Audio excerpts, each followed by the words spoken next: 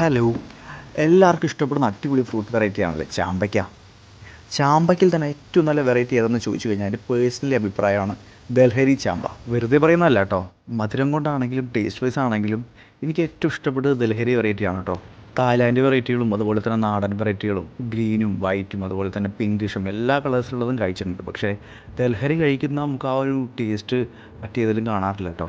മറ്റുള്ള ചാമ്പകളിൽ ധാരാളം വാട്ടർ കണ്ടൻറ്റും അതുപോലെ തന്നെ കുറച്ച് പ്ലമ്മി ടെക്സ്ചർ ആണെങ്കിൽ ദൽഹരിയിൽ അങ്ങനെയല്ല, കുറച്ച് വാട്ടർ കണ്ടൻറ്റ് കുറവായിട്ട് ഫീൽ ചെയ്ത് എങ്കിലും നല്ല ക്രിസ്പി ആയിട്ടുള്ള ടെക്സ്ചർ കേട്ടോ അതിൻ്റെ. അതുകൊണ്ട് തന്നെ ചാമ്പകൾ ഇഷ്ടപ്പെടുന്ന ആൾക്കാർക്ക് ചൂസ് ചെയ്യാൻ പറ്റിയ നല്ലൊരു വെറൈറ്റി ആട്ടോ ദൽഹരി.